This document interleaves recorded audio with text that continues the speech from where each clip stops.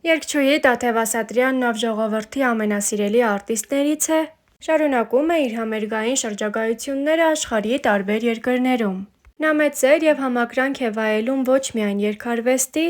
այլև մարդկային վերաբերմունքի շնորհիվ։ Մասնավորապես «Ես կամ» հաղորդումից հետո Տաթևը սկսեց խնամքով զբաղվել Նժդեհի կյանքով,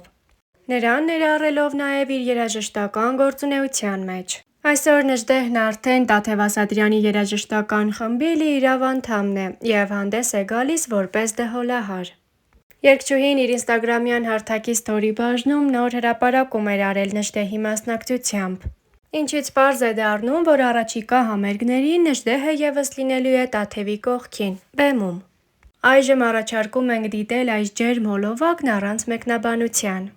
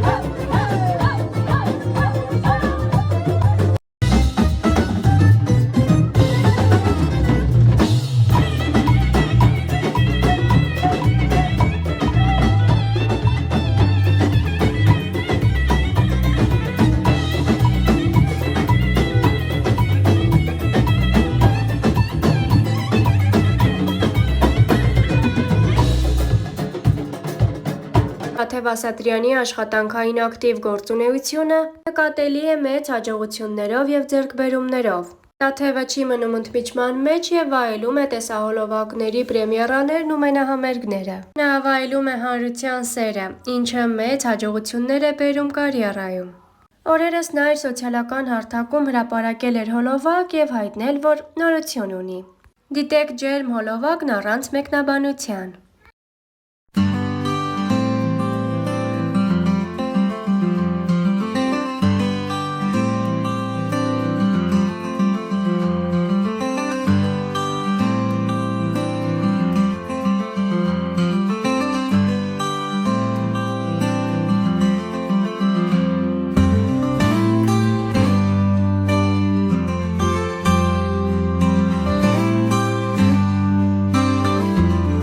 Вы спросите, почему я сегодня такая красивая? Потому что прилетела моя красавица. Мам Джан Гитем Вардухи Машата Хурис Ворсехчес. Ребята, это наша любимая Тաթև Ասаտրян. Она доверилась, что я буду делать макияж. Тաթև, вам страшно? Ну, за макияж страшно? Вы мне доверяете? Доверяю. Спасибо.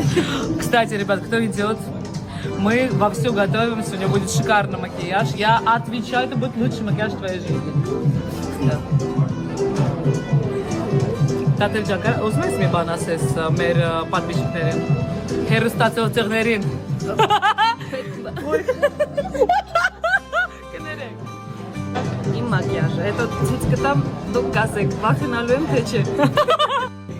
Երեխեք ջան, բոլորին բարև, ես գիտեմ, որ Տաթևի էջն է, բայց ես որոշեցի ես սկսեմ, որովհետև Տաթևը չի կարա խոսա, իր նժները ստավում է, որովհետև ես բարձր ծաղեցի։ Տաթև ջան Судя по ее лицу, это правда. Здравствуйте, Тաթև. Добро пожаловать в Москву. Морально готовы? Готовы. Շատ մեծ տեղ էլ է, ребят, ցեսկա օրինայում պատկերացնում եք, просто ես շոկի մեջ եմ, ինչ հպարտ եմ, հպարտ։ Ու առաջին անգամ մենահամերգ, իմ մակիաժը պետք է անի գոհար։ Ճիշտ է, մոռացել եմ, ես պետք է մեյքափ անեմ, եթե վատ քսեմ, այդ ես չեմ քսել։ Ինքնակսվել։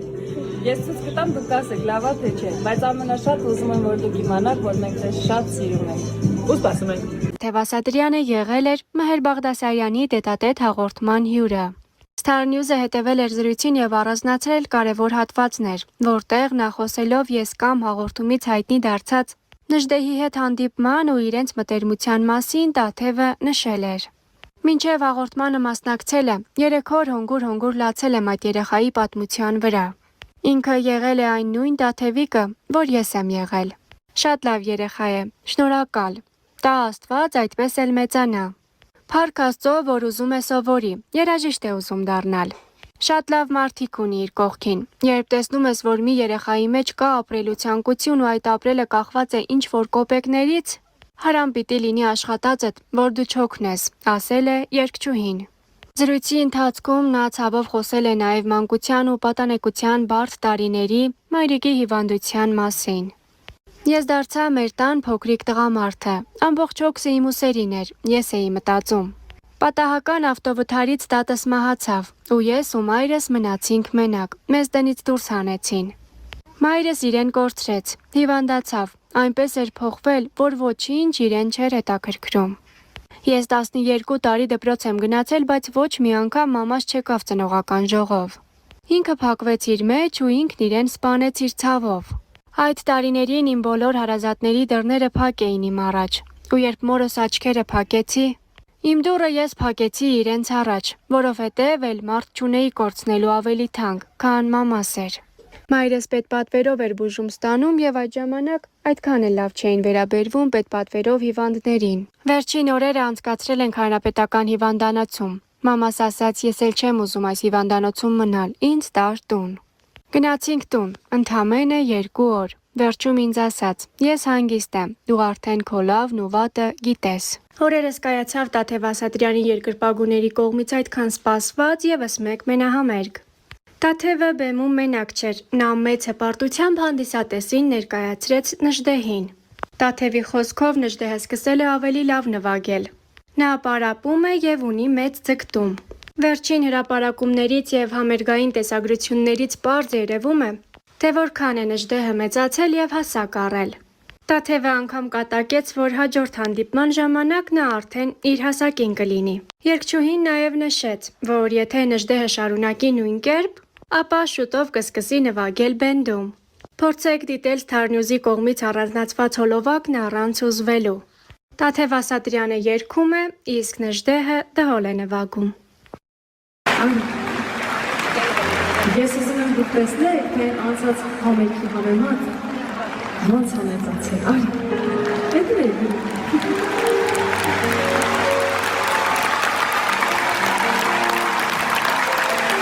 Բան չմնաց։ Մյուս համերգի արդեն իմ բոյին կհասնի։ Բայց այս համերգներին չէ, մարզադաշտի։ Մեծ նախանակ։ Սիրելիներս, ես ուզում եմ մի բան հարցնեմ, ոնց որ եւ միշտ։ Դահլիճում գյումրեցիներ կան։